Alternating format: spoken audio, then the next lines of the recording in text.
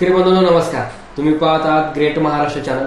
आज आपल्यासोबत एक उद्योजक आहेत जे हवेली तालुक्यातील बहरापूर, पुणे जिल्ह्यातील हवेली तालुक्यातील बहरापूर इथं आपण SS ॲग्रो फूड इंडस्ट्रीमध्ये आलोय. आपण त्यांची भेट घेतली तर आपण त्यांच्याकडून जाणून घेऊया त्यांची जी यशोगाथा आहे, त्यांनी इथपर्यंत कसा प्रवास केला आणि एवढी मोठी कंपनी आहे ती कशी त्यांनी यशस्वी केली. नमस्कार सर. नमस्कार. तुमचं नाव आणि पत्ता इथला एकदा व्यवस्थित सांगा. माझं नाव सुभाष सदाशिव साठे, मुक्काम बहरापूर, पोस्ट कोरेगाव, तालुका हवेली, जिल्हा पुणे. आता ही जी कंपनी आहे ही शेतकऱ्यांना आपले जे बघतायत त्यांना सुरुवातीला नेमकं काय काम आपलं असतं, नेमकं काय करते कंपनी हे एकदा आम्हाला सांगा. कंपनीत काम अशा प्रकारे चालतं. आपण या ठिकाणी 2000 शेतकऱ्यांच्या बरोबर ॲग्रीमेंट केलेलं आहे. तर त्या 2000 शेतकऱ्यामध्ये टप्प्याटप्प्याने मक्याची लागवड केली जाते. त्यामध्ये शेतकऱ्यांना बियाणं कंपनीतर्फे बियाणं दिलं जातं आणि बियाणं देताना त्यांना त्याबद्दलची माहिती दिली जाते की ही स्वीटकॉर्न मका लावायची कशी, त्याच्यामध्ये सरी कशी काढायची, त्याला पाणी कसं द्यायचे, खतं कसं द्यायचं, असे आम्ही फील्ड ऑफिसर नेमलेले आहेत. आणि त्या माध्यमातून त्या शेतकऱ्यांना माहिती दिल्यानंतर ते आपापल्या शेतामध्ये लागवड करतात आणि लागवड केल्यानंतर साधारणतः 3 महिन्यानंतर ती काढायला येते, मका तयार होते. आणि मका काढायला आल्यानंतर ते कंपनीला माहिती देतात की आमच्याकडे व्हिजिटला लोक तुमचे पाठवा. आणि त्याप्रमाणे कंपनीचे लोक व्हिजिटला जातात आणि ज्याची मका काढायला आलेले असेल ते पाहतात, चेक करतात, त्याचे ब्रिक्स चेक करतात. आणि त्याप्रमाणे त्या शेतकऱ्याला तारीख दिलेली असते की तुमची 1 तारखेला काढा, कुणाची 2 तारखेला काढा. कारण मका काढल्यानंतर ती 24 तासामध्ये त्याची प्रोसेस व्हायला लागते. त्यामुळे सगळ्यांची मका बरोबर सगळे संघच आपल्याला बरोबर आणता येत नाही, त्यासाठी त्याचं प्लॅनिंग केलेलं असतं. आता ही जी सुरुवात तुम्ही कधी झाली आणि कशी झाली? का पूर्वजापासूनच तुमचा हा व्यवसाय होता? नाही, यामध्ये आमच्या आजोबा पणजोबापासून कोणीही व्यवसायात नव्हतं. आणि मी सुद्धा खूप उशिरा या व्यवसायामध्ये पडलो.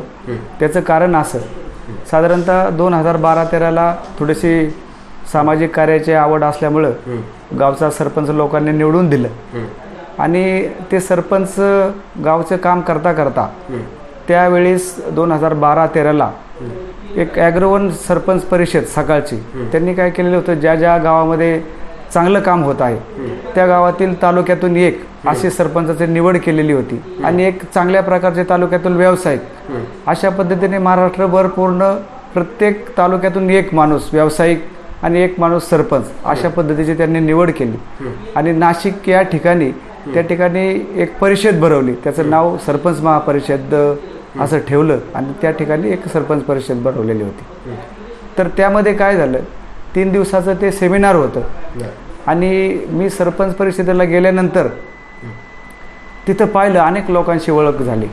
आणि मराठवाडा अशा अनेक ठिकाणी दुष्काळग्रस्त भागातून अनेक तरुण शेतकरी त्या ठिकाणी आलेले होते, त्यांची ओळख झाली, ते काय करतात हे पाहिलं. पण माझं त्यावेळेस असं लक्षात आलं की हे अत्यंत दुष्काळी भाग असतानासुद्धा, आर्थिक बाजू कमकुवत असतानासुद्धा, बँका पेमेंट घाईघाई देत नसतानासुद्धा अनेक तरुण शेतकरी, शिकलेले शेतकरी चांगल्या प्रकारचं बिझनेस करण्यासाठीची धडपड करतायत आणि काही लोक त्यामध्ये यशस्वी झालेले आहेत. तर माझ्या मनात असा प्रश्न आला की आपण तर शहराच्या जवळ आहोत, आपल्याकडं बँका कर्ज द्यायला तयार असतात आणि सगळ्या गोष्टी आपल्याकडं उपलब्ध जर असतील तर आपण निश्चितच एखाद्या व्यवसाय सुरू करून त्याच्यामध्ये आपण यशस्वी होऊ शकतो, असं मला त्यावेळी वाटलं. म्हणजे आता तुमची स्वतःची किती जमीन आहे मग? आपल्याला माझी स्वतःची वडिलोपार्जित जमीन जी आहे साधारणतः 10 ते 12 एकर जमीन आहे माझ्या स्वतःची. मग आता नेमकं जे शेतकरी येतात तुमच्याकडे ते मका वगैरे ते कॉन्ट्रॅक्ट कसं केलं जातं? तर आपण काय केलेलं आहे की ज्यावेळेस हा प्लॅन्ट उभा करायच्या अगोदरच काही शेतकऱ्यांच्या घरी जाऊन किंवा गावात जाऊन मीटिंग्स घेतल्या आणि मीटिंगमध्ये त्यांना शेतकऱ्यांना सांगितलं गेलं की स्वीटकॉर्न, त्यावेळी आमच्या मीटिंग व्हायच्या अगोदर स्वीटकॉर्न कुठला शेतकरी करत नव्हता. मका करायचा पण तो आपला जनावरांच्या चाऱ्यासाठी करायचा, पण त्यातून त्याचा उपयोग फक्त जनावरांच्या चाऱ्यासाठी व्हायचा. मग शेतकऱ्यांना बोलून आम्ही चर्चा केली त्यांच्याबरोबर की स्वीटकॉर्न म्हणून एक वेगळी व्हरायटी आहे आणि त्याच्यामध्ये त्याची जी कणसं आहेत ते कंपनीला घातली जातात, त्याला चांगला भाव मिळतो आणि राहिलेली जी मका आहे आपल्या गुरांना चारा म्हणून उपयोग होतो. आणि मग शेतकऱ्यांच्या असं लक्षात आलं की आपण फक्त गुरांना चारा म्हणून मका करायच्या ऐवजी त्या कणसाचे आपल्याला 2 रुपये मिळतील आणि बाकीचा चारा आपल्या गुरांना उपलब्ध होईल. तर सुरुवातीला आम्ही काय केलं की त्यांना उत्पन्नाची हमी मिळण्यासाठी त्यांना असं सांगितलं की कमीत कमी बाजार हा 8 रुपये किलोला म्हणजे 8,000 रुपये टनाने तुम्हाला कणसाचा बाजार मिळेल आणि जास्तीत जास्त तो कितीही असू द्या म्हणजे 12 असू द्या मार्केटमध्ये 15 असू द्या त्याप्रमाणे तुम्हाला तो बाजार मिळेल. आणि त्यामुळे शेतकरी तयार झाले आणि हळूहळू शेतकरी लागवड करायला लागले शेतकरी. शेतकरी तुमच्याकडे जॉईन झाले तसे? हो, जॉईन झाले आपल्याकडे शेतकरी. ही कंपनी ज्यावेळेस सुरुवात केली होती त्यावेळेस म्हणजे किती तुम्ही ह्याच्यापासून केलं होतं का? आता जो झालेला सेटअप आहे तुमचा पूर्ण, बरोबर, तो कसा तुम्ही चालू केला इतक्या म्हणजे मोठ्यापर्यंत तुम्ही सुरुवातीला लगेच सगळं केलं? नाही, सुरुवातीला आपण काय केलं, या भागातील शेतकऱ्यांना त्याच्याबद्दल नॉलेज नव्हतं आणि आम्हाला सुद्धा अनुभव थोडा कमी असल्यामुळे आपण काय केलं की साधारणतः 3 टन हे फिनिश प्रोडक्ट तयार होईल आपल्याकडं आणि 3 टनासाठी साधारणतः एक 10 टन आपल्याला रॉ मटेरियल लागतं. 10 टन रॉ मटेरियल लागलं म्हणजे कमीत कमी 2 एकरातली मका आपल्याला रोज मिळाली पाहिजे अशा पद्धतीने प्लॅनिंग केलं. पण त्यानंतर एक 3 वर्षानंतर आमच्या असं लक्षात आलं की सगळं रुटीन बसलेलं आहे, शेतकऱ्यांना 2 रुपये मिळायला लागल्यात, कंपनीचा माल विकला जातोय आणि म्हणून हळूहळू वाढून आम्ही ते 3 टनाचं प्रोडक्शन आता 15 टनावरती नेतो. म्हणजे रोज इथं साधारणतः 5 एकरातली मका आली तरी ती आपण त्याचं प्रोसेस करू शकतो आपण. बरं, इतक्यापर्यंत तुमचा प्लॅन्ट वाढवला? हो, वाढवलेला आहे. अंदाजे ह्यासाठी किती खर्च आला असेल? सुरुवातीला ह्यासाठी एक 2 कोटी रुपये खर्च आला सुरुवातीला.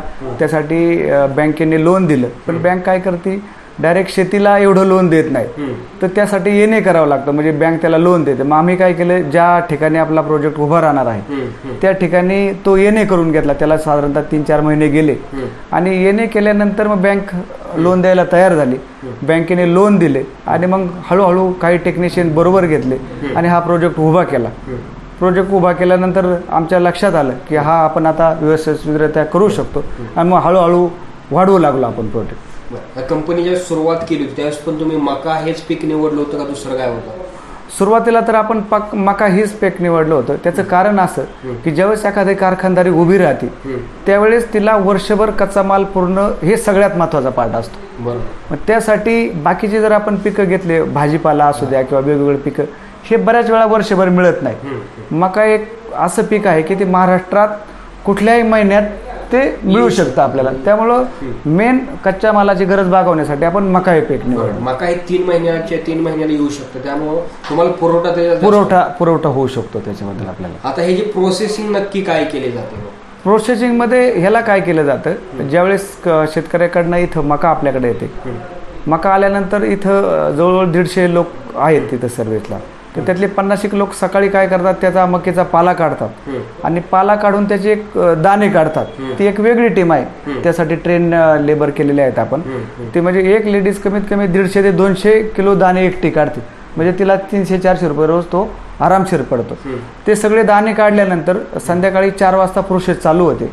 त्या प्रोसेसमध्ये आपण काय करतो की ते दाणे आपल्याकडे बॉयलर आहे आणि कुकर आहे, त्याच्यामध्ये ते आपण ब्लांचिंग करून घेतो. म्हणजे अर्धवट 50% ते दाणे शिजवले जातात. शिजवल्यानंतर ते नॉर्मल टेम्परेचरच्या पाण्यामध्ये थंड केले जातात. म्हणजे आपल्याकडे साधारणतः 30 डिग्रीचं जे पाणी असतं त्याच्यामध्ये थंड केलं जातं. थंड केल्यानंतर त्याला आपल्याकडे शॉर्टिंग बेल्ट आहेत, फूड वॉशर आहेत, त्याच्यामधून कचरा वगैरे बाजूला निघतो आणि चांगले चांगले दाणे हे कन्व्हेअर बेल्टवरती येतात. बेल्टवरती आल्यानंतर पुन्हा त्याला शॉर्टिंग केलं जातं आणि या ठिकाणी ब्लास्ट फ्रीजर आहे आपल्याकडं, म्हणजे ज्याच्यामध्ये -45 डिग्री तापमान तयार होतं.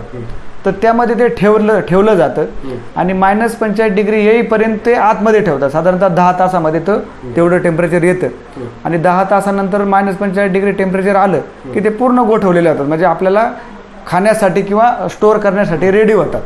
तर ते रेडी झाल्यानंतर दुसऱ्या दिवशी सगळे ते ब्लास्टमधून बाहेर काढायचे, पुन्हा त्याचं शॉर्टिंग करायचं आणि पॅकिंग करून ऑर्डरप्रमाणे ज्याच्या त्याच्या ऑर्डरप्रमाणे त्याचं पॅकिंग करायचं आणि बॉक्समध्ये ठेवून बॉक्स सगळे कोल्ड स्टोरेजमध्ये ठेवायचे. आपल्याकडे पॅकिंगमध्ये कितीपर्यंत किलो पासून असतं का कसं असतं?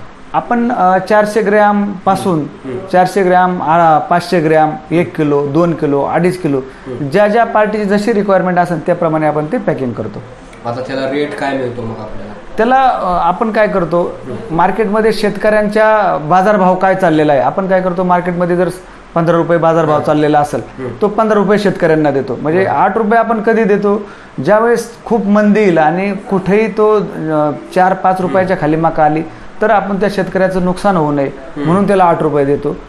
नाहीतर मग जो मार्केटमध्ये हाय लेवलचा रेट असेल तो त्याला देतो. आणि मग मार्केटमध्ये समजा त्याची मकाचे जर 15 रुपये असतील तर त्याप्रमाणे आपण त्याचा खर्च काढतो आणि पुढं त्या पद्धतीने ऑर्डर घेतो आपण. बरं, आता हे जो मार्केटिंग तुम्ही आपल्या भारतातच करता, महाराष्ट्रात करता की विदेशात पण करता? नाही, सुरुवातीला ज्यावेळेस आपला प्लॅन्ट सुरू झाला त्यावेळेस आपण तो भारतातच करत होतो. कारण त्याच्याबद्दलचे एक्सपोर्टिंग करण्यासाठी खूप वेगवेगळे लायसन्स असतात, त्याच्या लॅब टेस्ट असतात आणि मला त्यातला अनुभव नसल्यामुळे मी सुरुवातीला त्याचं धाडस केलेलं नाही. परंतु माझा मुलगा हा गौरव साठे हा त्याच वेळेस कॉलेज करत होता आणि माझं काम पाहत होता तो कसं करतं. तर सुरुवातीला काय व्हायचं की अनेक इथं क्वालिटी मेंटेन होत असल्यामुळे बाहेरून अनेक लोक यायचे आणि ते आपल्या इथून माल घेऊन पॅक करून एक्सपोर्टिंगला पाठवायचे. तर ते माझ्या मुलांनी ते पाहिलं, गौरवने पाहिलं की अरे अनेक बाहेरून लोक आहेत, कारण त्याचं एज्युकेशन सिव्हिल करत होता, तो सिव्हिलमध्ये करत होता आणि त्याने तो पाहिलं की बाहेरून लोक येऊन करतायत तर आपण प्रयत्न करायला काय हरकत नाही. आणि त्याचं सिव्हिल पूर्ण झाल्यानंतर मग त्यांनी MBA पण तिकडं जॉईन केलं आणि MBA करायच्या अगोदर त्यांनी हे लोक कसे एक्सपोर्टिंग करतात, त्याला कुठले कुठले लायसन लागतात तर ते स्वतः त्यांनी खूप स्टडी केला आणि त्याच्यामधून स्वतः एक्सपोर्ट करण्यासाठी जे लायसन असतील ते त्यांनी ते मिळवले. त्यांनी तुम्ही ते चालू केलं एक्सपोर्ट मिळवल्यानंतर मग त्याचा फार मोठा वाटा या कंपनीमध्ये आहे मार्केटिंगच्या बाबतीत. त्यांनी ते सगळे लायसन मिळवले आणि पहिल्यांदा एक जो पार्टी आहे सौदी अरेबियाला तर त्यांच्याशी त्यांनी इकडनं व्हिडिओज पाठवले तर त्याच्याबद्दल अधिक माहिती तो तुम्हाला सांगेलच, तो सांगेल. तर त्या पद्धतीने त्यांनी सगळं त्यांच्याबरोबर चर्चा करून एक सॅम्पल बेसवरती एक कंटेनर पाठवला आणि तिथून पुढे ते चांगल्या प्रकारचं सुरू झालं. कोणते शेतकरी असतील आपले व्हिडिओ बघणारे, त्यांना जर तुमच्या कंपनी सोबत काय टायअप करायचं असेल तर तुम्ही त्यांना करून देऊ शकता का, किंवा त्यांच्यासाठी काय फायदेशीर तुमच्याकडे स्कीम आहे का? हो, फायदेशीर आहेच. आपण काय करतो, जे अनेक शेतकरी आता ह्याचं साधारणतः शेतकऱ्यांना एक आपल्या सवय लागलेली आहे की मका लावायची म्हणजे साधारणतः 40 रुपये 50 रुपये किलो असं बियाणं असतं. परंतु हे जे बियाणं आहे हे महाग आहे, म्हणजे 2000 रुपये 2500 रुपये अशा पद्धतीचं बियाणं. मग आपण काय करतो, शेतकऱ्याला जर एकदमच एवढा भांडवली खर्च तसा परवडत नाही बाकीच्या कारण, मग आपण काय करतो 50% रक्कम त्याची घेऊन त्याला उधारीने बी देतो आणि त्याची कंपनीत मका आल्यानंतर त्याच्याकडनं ते पैसे कापून घेतो आपण. आणि दुसरी गोष्ट की त्याला जो माहिती लागणार ह्या मकासाठी, कारण ही मका फक्त लावली म्हणून येत नाही तर त्याच्यासाठी त्याचं उत्पन्न चांगलं निघण्यासाठी त्याला औषधं कुठली लागतात, त्याला खतं कुठली लागतात, लागण कशी करायची ह्याची पूर्ण माहिती आपल्या इथे दिली जाते. आता मला हे सांगा की तुम्ही फक्त मकेमध्येच करताय की अजून काय त्यामध्ये ऍड केलेलं आहे? सुरुवातीला मका करत होतं, पण आपण आता पालक करतो, फ्लावर करतो, मिक्स व्हेजिटेबल करतो, मँगोच्या सीझनला मँगो स्लाइस करतो आणि एक फ्रेंच बीन्स म्हणून आहे घेवडा आपल्या मराठी भाषेत, तो हा असे 8-10 प्रकार आपण आपल्या इथं बनवतो.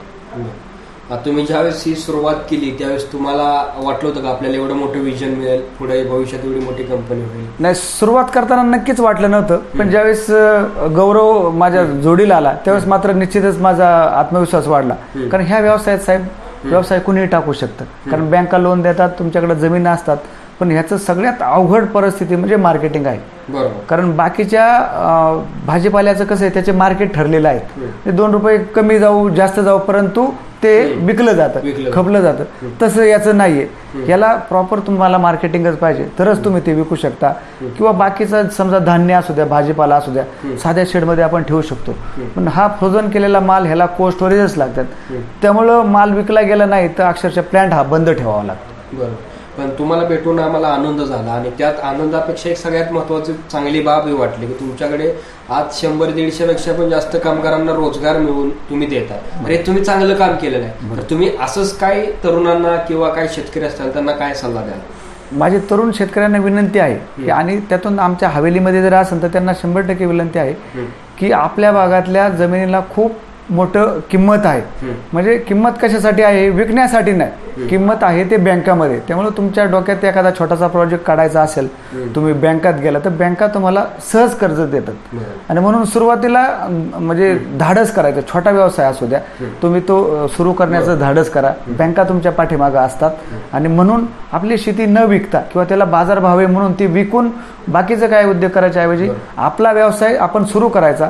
व्यवसायात शिरलं की तुम्हाला वाटा ऑटोमॅटिक मिळतात, तुम्ही ते निश्चित करा. काही अडचण आली तर माझा नंबर आहे, मला फोन करा, तुम्हाला संपूर्ण माहिती माझ्याकडनं मिळेल. बरोबर. आता कसं तुम्ही सुरुवात म्हणजे काय लगेच तुमचं एवढं मोठं साम्राज्य तयार झालं, सुरुवातीपासून तुम्ही अनुभव घेत स्टेप न जात झालेला आहे. तसं केलं तरच आज यशस्वी होणार आहे उद्योजक. आणि एकमेकाच्या मदतीनं आपण महाराष्ट्रातील आर्थिक क्रांती आहे ती बदल घडवून आणू शकतो आणि जे रोजगार असतील, पैशाचं जे बाब असेल आपल्या इथे ते आपण तयार करू शकतो. बरोबर. आता आपण तुमच्या मुलांना आम्हाला भेटवा, म्हणजे जेणेकरून मार्केटिंग विषयी काय आमचे प्रश्न असतील ते आम्हाला मिळतील. आता खरा रोल तर मुलांचाच आहे. माझी आता जबाबदारी एकच आहे, शेतकऱ्यांच्या बरोबर अग्रीमेंट करणे, कंपनीतलं प्रोडक्शन काढून देणं, काही कंपनीचं मेंटेनन्स असेल तो हे करणं. पण खरी जी जबाबदारी आहे ती मुलं सांभाळतात. एक गौरव आहे, तो मार्केटिंग सांभाळतो आणि दुसरा मुलगा आर्किटेक्ट झालेला आहे.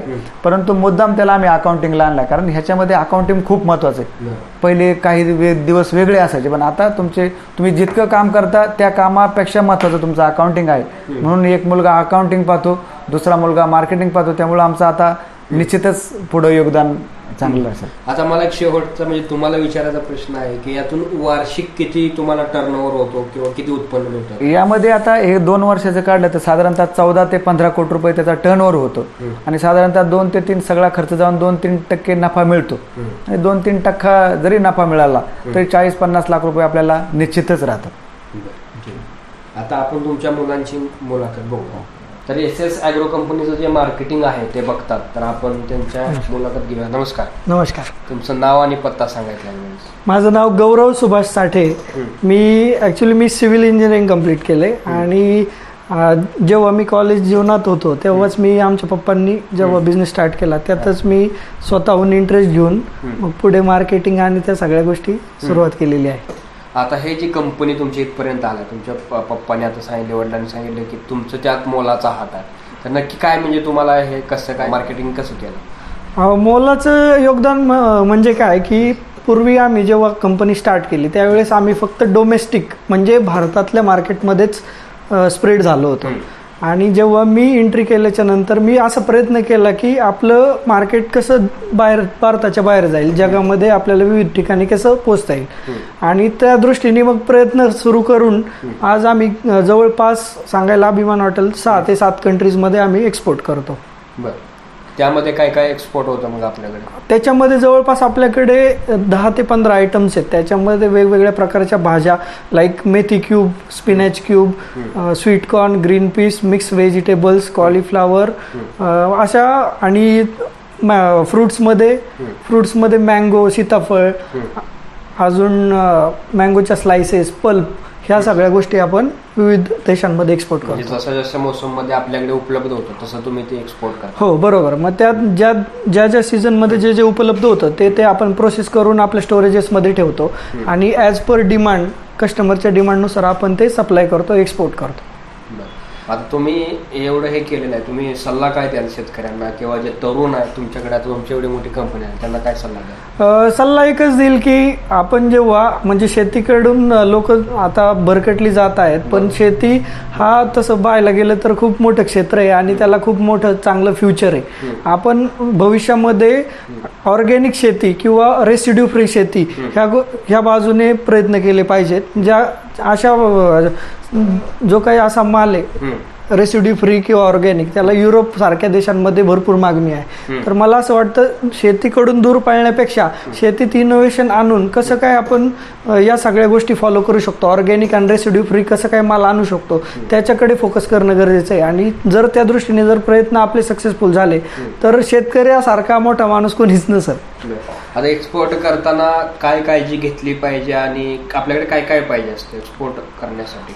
एक्सपोर्ट करण्यासाठी बेसिक जे डॉक्युमेंट्स असतात आपल्या इथं IEC म्हणजे इम्पोर्ट एक्सपोर्ट लायसन्स लागतं. त्याच्यानंतर बाकीचे जे डॉक्युमेंट्स आहेत ते प्रत्येक देशावरती डिपेंड असतात. जसं की सौदी अरेबियामध्ये वेगळे डॉक्युमेंट असतात, दुबईमध्ये वेगळे असतात, युरोपमध्ये थोडंसं स्ट्रिक्ट असतं म्हणजे त्यांच्या क्लायंटलाच स्ट्रिक्ट डॉक्युमेंट लागतात. मग त्याच्यामध्ये वेगवेगळ्या प्रकारचे क्वालिटीचे ऑडिट्स असतात, काही COC सर्टिफिकेशन्स असतं. असे वेगवेगळे सर्टिफिकेट तुम्हाला वेगवेगळ्या देशांसाठी लागतात. त्यामुळे असं स्पेसिफिक नाही की एक्सपोर्ट करायचं म्हणजे सगळ्या देशांसाठी एकच सर्टिफिकेट लागत. बरोबर. काळजी काय घ्यावी लागते? आता तुम्हाला इथं एक्सपोर्ट करताय म्हटल्यानंतर तुम्हाला काळजी काय घ्यावी लागते? काळजी म्हणजे आपण जे काही प्रोडक्ट बनवतोय ते स्वच्छ आणि हायजेनिक कंडिशनमध्ये बनवलं गेलं पाहिजे.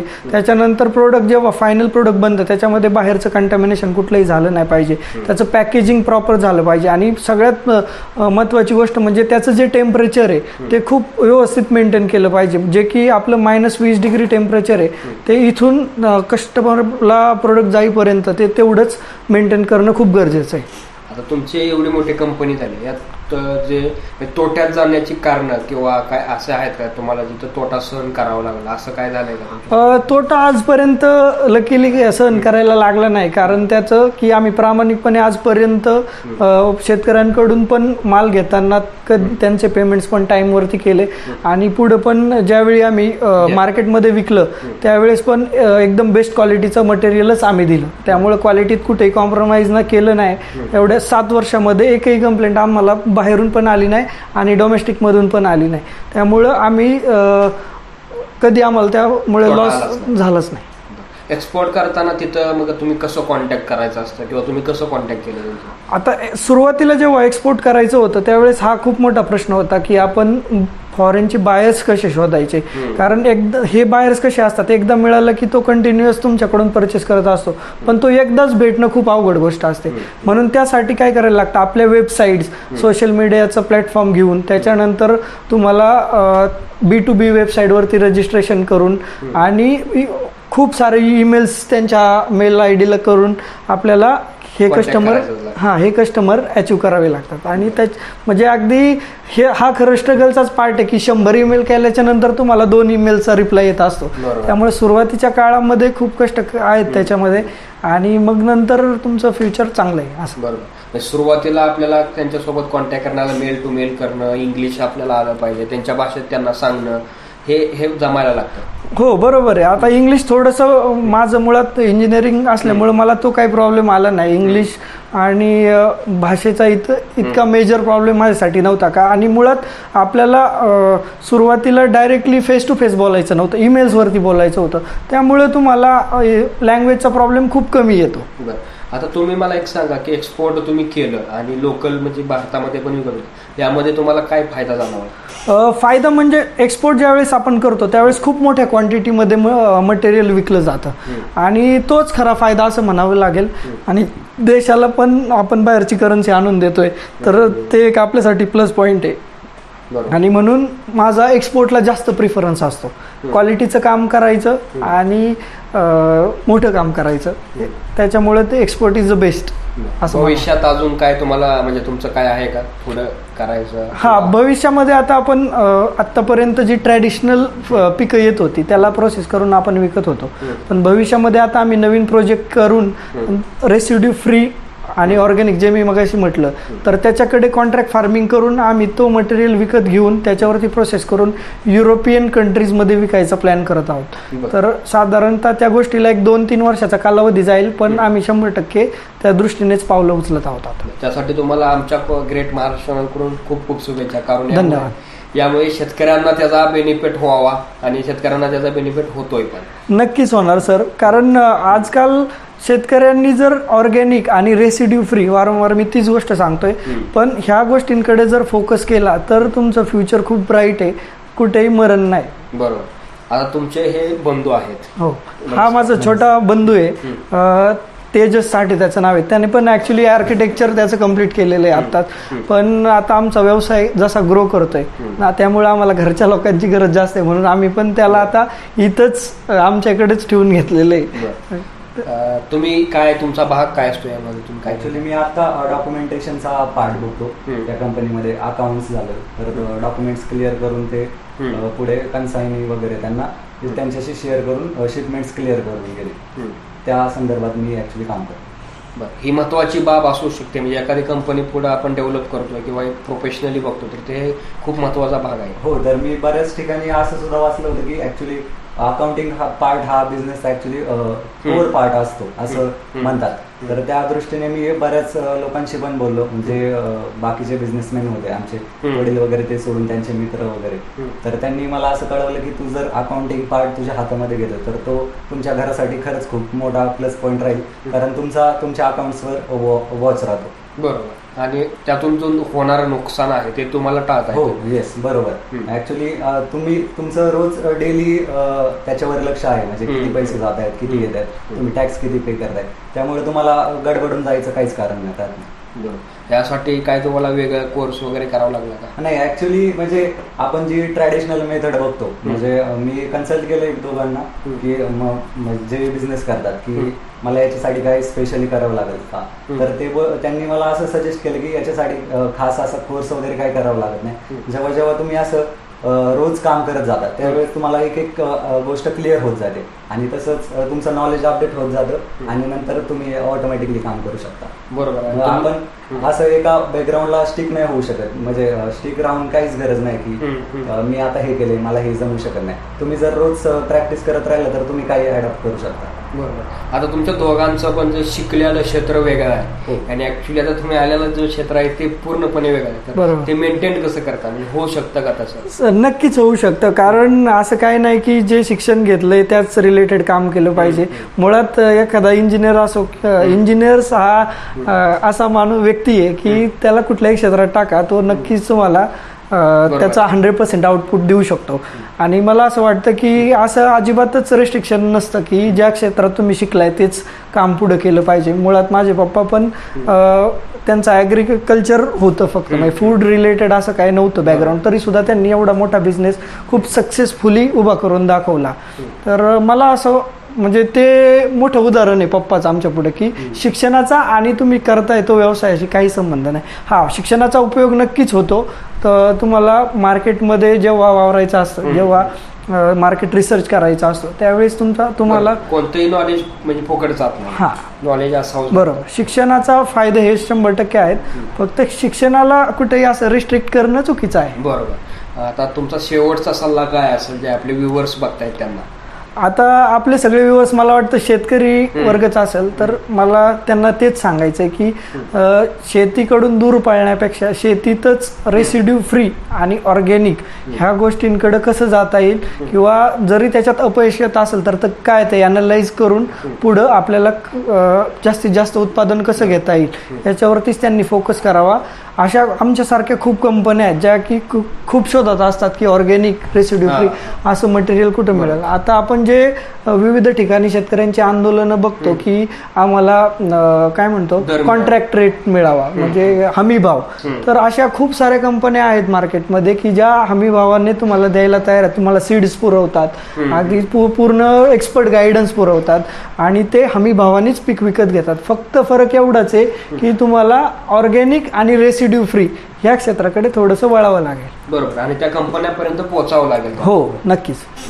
वेळात वेळ काढून तुम्ही मुलाखत दिली त्याबद्दल तुमचं ग्रेट महाराज चॅनलकडून खूप खूप धन्यवाद. असंच पुढे चालत राहावं त्यासाठी शुभेच्छा. धन्यवाद सर. धन्यवाद. थँक्यू.